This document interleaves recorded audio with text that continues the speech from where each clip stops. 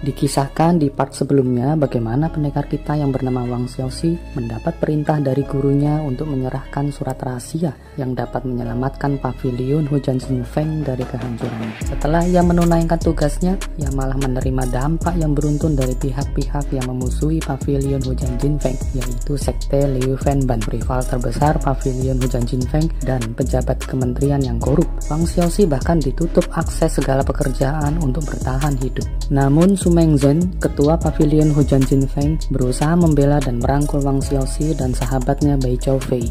Untuk melindungi mereka yang telah berjasa kepada pavilion Hujan Jinfeng, Xiaoxi dan Bai Choufei diangkat saudara angkat oleh Su Mengzhen. Seketika hidup mereka berubah drastis. Dalam perjalanannya, Wang Xiaoxi berhasil diperalat Fang Yingkan untuk membebaskan penjahat besar bernama Guan Qi dari penjara sekte Liu Fenban. Akibat kesalahan Xiaoxi itu, dunia persilatan menanggung dampak yang besar. Guan Qi membunuh banyak orang, bahkan Guru Wo, orang yang paling dihormati dan berjasa bagi Xiaoxi.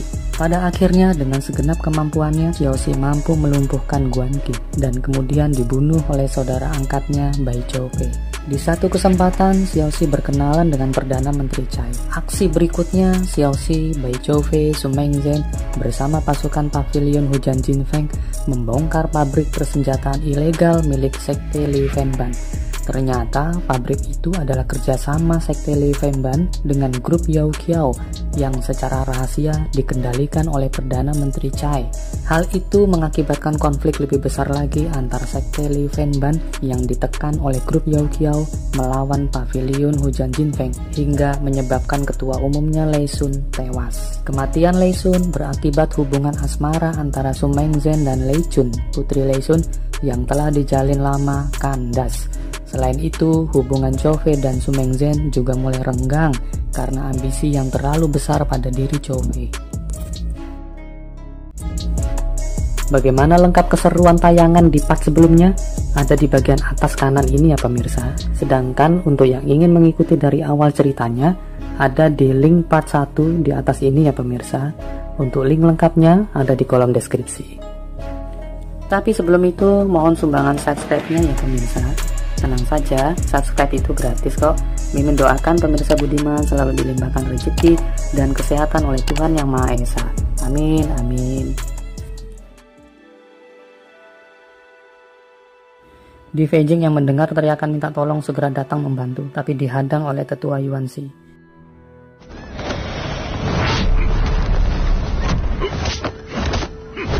Mereka pun terlibat perkelahian. Di Beijing bukanlah tandingan tetua Yuan. Beberapa kali ia terkena pukulan hingga memuntahkan darah.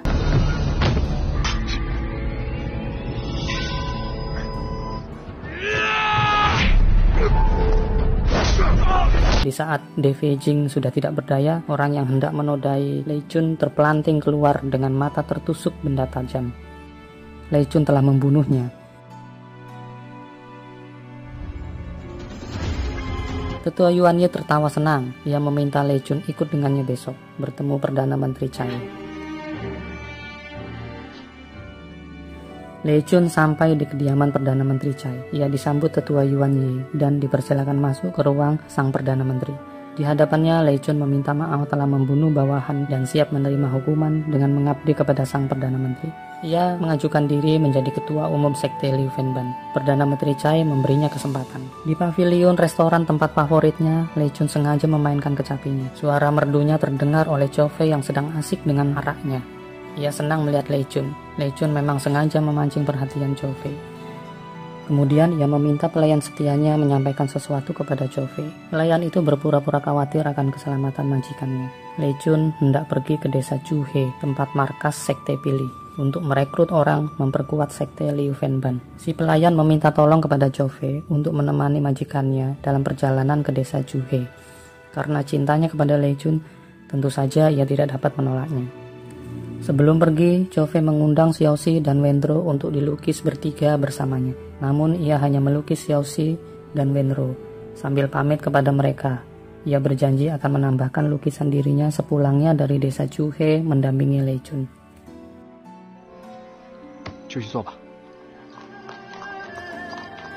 Di Beijing melepas kepergian Lei Chun. Sementara di gerbang ibu kota, Xiaoxi memberi bekal seguci kecil arak untuk teman perjalanan Zhou Fei. Di kediaman Perdana Menteri, Menteri Fu meminta Perdana Menteri segera menyingkirkan pavilion hujan Jinfeng karena akan selalu mengganggu bisnis grup Yaoqiao.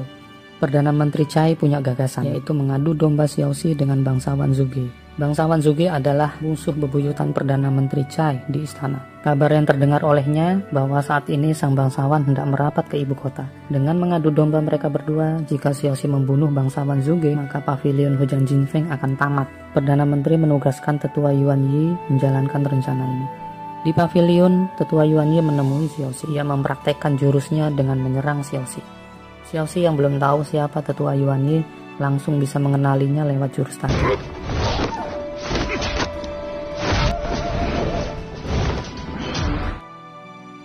Xiaoxi memberi hormat kepada pamannya itu. Tetua Yuan Yi mengajaknya bertemu seseorang. Di sana Xiaoxi dipertemukan dengan Perdana Menteri Cai. Xiaoxi sudah pernah bertemu sebelumnya, namun belum tahu identitasnya. Perdana Menteri Cai mengajaknya melihat koleksi kaligrafinya. Setelah lihat beberapa kaligrafi itu, ia langsung memberi hormat dan menebak bahwa orang yang berdiri di hadapannya adalah Perdana Menteri Cai. Sang Perdana Menteri tertawa dan memuji kepintaran Xiaoxi. Xiaoxi balik bertanya maksud ia diundang. Perdana Menteri mulai mengarang cerita tentang grup Yaoqiao yang dipimpin oleh bangsawan Zhuge, pamannya Xiaoxi. Xiaoxi tidak percaya mendengar berita itu karena reputasi Zhuge yang selalu berbuat kebajikan. Perdana Menteri mengajak Xiaoxi bertemu Menteri Fu. Saat itu sang menteri sedang berlutut, berpura-pura meminta ampun kepada Perdana Menteri.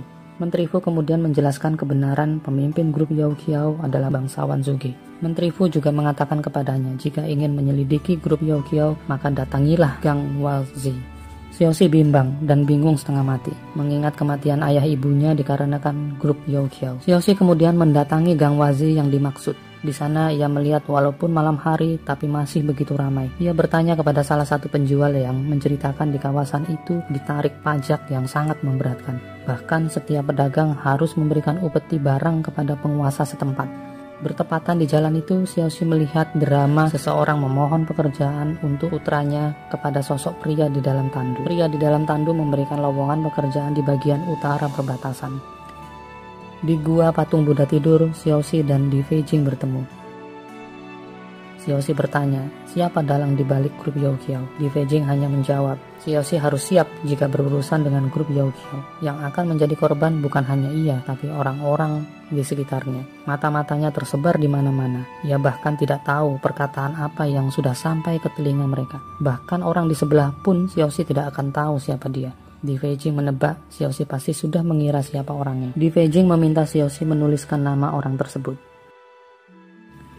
Di Feijing meminta Xiaoxi menuliskan nama orang tersebut. Xiaoxi menuliskan kata Cai. Di Feijing bertanya bagaimana ia mengetahuinya. Xiaoxi menceritakan pengalamannya di Gang Wuzi. Ia berhasil mencari kebenaran di balik semua itu saat ia melihat seorang yang memainkan peran mengemis pekerjaan untuk putranya tiba-tiba dibunuh setelah menerima bayarannya. Xiaoxi juga berpikir kemudian siapa yang paling diuntungkan jika ia membunuh bangsawan Zhuge. Kesimpulannya, mereka ingin mencelakai pavilion hujan Jinfeng. Di dalam hatinya, pavilion hujan Jinfeng adalah baik, sementara yang ingin mencelakai pavilion adalah jahat.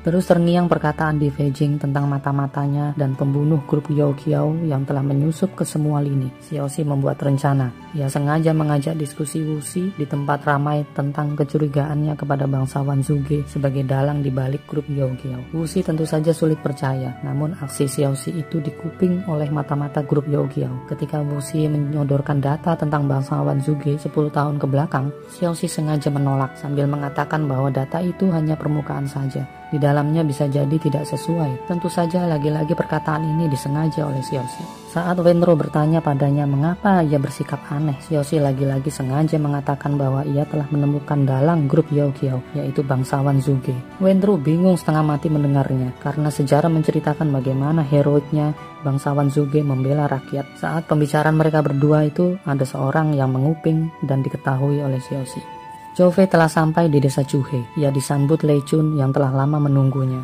Mereka bermalam di penginapan. Lei Chun menceritakan alasannya merekrut anggota dari Sekte Pili, yaitu adalah untuk memperkuat Sekte Li Fenban yang dipegangnya sekarang ini. Zhou Fei berkata bahwa saat ini Sekte Pili sedang kacau karena perebutan kekuasaan ketua, sehingga pekerjaannya tidak akan mudah.